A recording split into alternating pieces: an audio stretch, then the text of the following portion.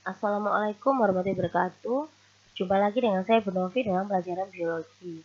Di video kali ini kita akan bahas mengenai sistem peredaran darah atau sirkulasi. Yang kita bahas di sini yaitu plasma darah. Plasma darah itu apa sih? Plasma darah itu cairan darah. Ya.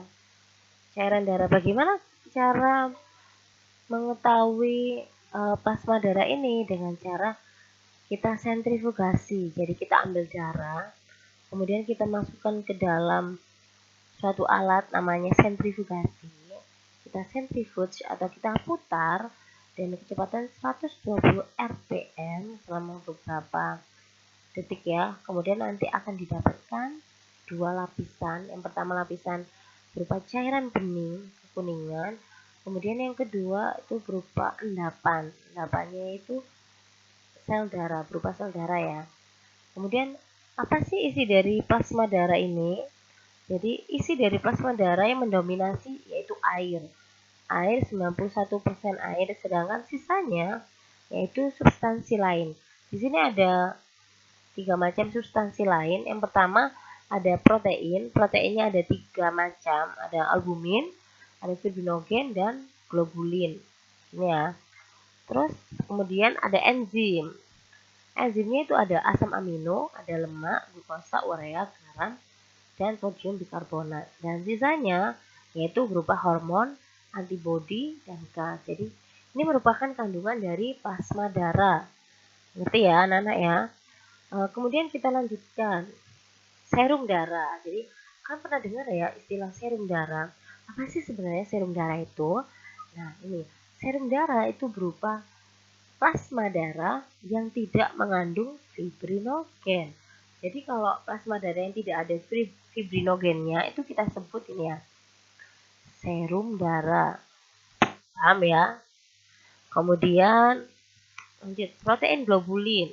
Tadi kan ada 3 macam protein ya, ada albumin, ada fibrinogen, dan globulin. Nah, khusus untuk yang protein globulin ini itu penyusun dari antibodi. Antibodi itu apa? Antibodi itu kekebalan tubuh kita untuk melawan apa? Benda asing. Benda asing di sini itu disebut antigen. Ya.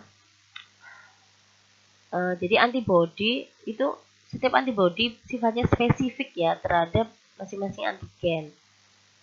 Jadi ini ada macam antibodi berdasarkan cara kerjanya. Jadi yang pertama ada presipitin. Presipitin ini menggumpalkan antigen. Ya, jadi kalau ada benda asingnya bisa bakteri, virus, spora jamur, atau makhluk hidup yang lain masuk ke dalam tubuh kita, terus digumpalkan oleh antibodi tubuh kita, itu merupakan presipitin. Ini ya, presipitin ini ya, anak-anak. Presipitin. Kemudian yang berikutnya ada lisin. Lisin ini menguraikan antigen. Jadi yang diuraikan antigen baik itu bakteri, virus, spora jamur dan lain-lain ya. Lisin, jadi dirusak antigennya.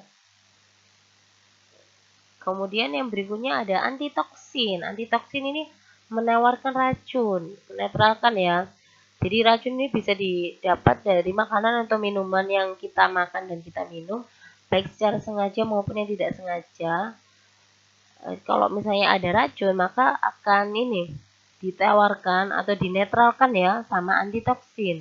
Tapi kalau jumlah racunnya melebihi ambang batas, maka tubuh kita akan keracunan yang ditandai dengan adanya pusing, terus mual, muntah itu ya, tanda-tanda dari keracunan. Jadi kita harus spesifik ya melihat makanan sama minuman yang akan kita makan sama minum jangan sampai itu mengandung racun. Biasanya makanan yang dalam kemasan ya, baik itu minuman juga yang dalam kemasan bagi kaleng atau di plastik ya, itu kita harus tahu ya.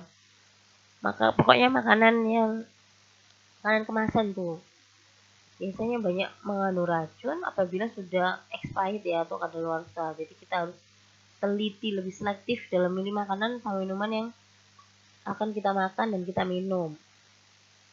Oke, selanjutnya ada abiastin. Abiastin ini mencegah reproduksi dari bibit penyakit. Bibit penyakit ini bisa berupa bakteri, bisa virus, bisa juga spora jamur atau makhluk hidup lain ya. Misalnya protista. Jadi untuk mencegah reproduksi tadi dari antigen itu kita menggunakan abiastin. Kemudian yang berikutnya ada bakteriosidin.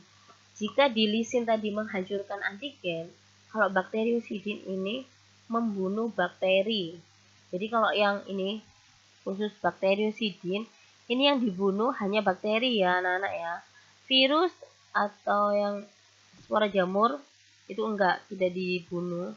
Itu nanti diserahkan pada antibodi yang lain. Khusus untuk yang bakteri itu menggunakan bakteriosidin untuk dibunuh ya, dibunuh tanpa menghancurkan. Jadi kayak ditembak aja gitu ya, ditembak mati ya sudah, tidak usah dihancurkan. Itu dari bakteriosidin nanti akan ada antibodi yang lain yang bekerja khusus untuk membunuh bakteri ini, bakteriosidin. Kemudian ada opsinin. Nah, opsinin ini membuat antigen itu peka terhadap sel fagosit. Apa ini sel fagositnya? Sel fagosit itu memakan benda asing atau memakan antigen. Jadi yang opsinin ini nanti kalau ada benda asing masuk ke dalam tubuh kita, dia akan mengeluarkan suatu cairan supaya antigen tadi itu bisa peka terhadap ini fagosit. Jadi biar sel fagositnya ini paham, oh itu ada antigen, langsung dimakan ya sama fagosit. Fagosit ini ada pada leukosit ya, sel darah putih. Jadi selain antibodi di sini itu nanti akan ada bantuan dari sel darah putih ya.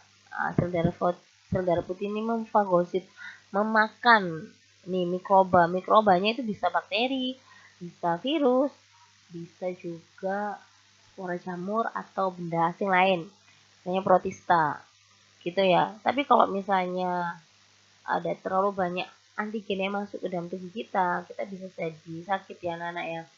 Jadi apalagi masa pandemi seperti saat ini, kita harus wajib menjaga kesehatan tubuh kita.